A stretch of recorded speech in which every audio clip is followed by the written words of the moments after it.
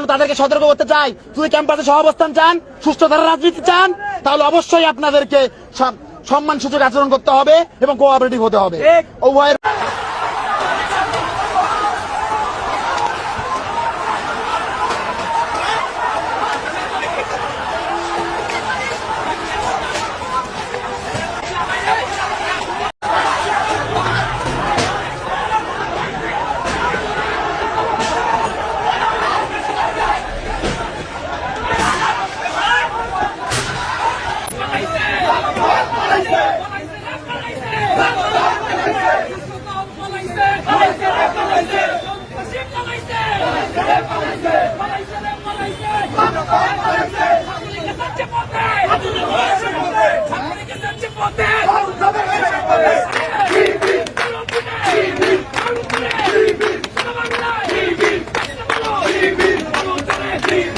প্রশাসনের কাছ থেকে অনুমতি নিয়ে দীর্ঘ প্রস্তুতির পর আজকের এই প্রোগ্রামটা সকাল থেকে শুরু হয়েছে। সকাল 10টা থেকে সুন্দরভাবে চলছিল।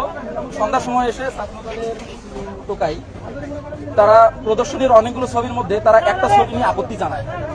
তো আপত্তি জানার পর তারা শান্ত প্রসিডিউরে না গিয়ে সরাসরি এসে চেয়ার ভাঙচুর করে। এখানে এসে আমাদের কিছু ভাইদেরকে তাৎক্ষণিকভাবে তারা আহত করে। কিছু টোকাই আতর্কিতভাবে ইট দিয়ে আমাদের উপর ঢিল মারা শুরু করছিল।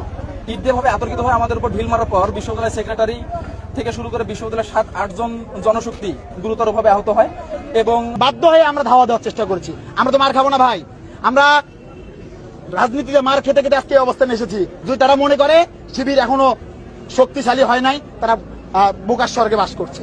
শিবির গায়ে হাত দিয়ে কেউ টিকে থাকতে পারে নাই। শেখ হাসিনা 16 বছর স্বৈরাচার ছিল, শিবির জামাত শেখ হাসিনাকে উৎখাত করেছে। এটা ভুলে গেলে চলবে না। কারা লন্ডনে ছিল, কারা বাংলাদেশে থেকে আন্দোলন করেছে।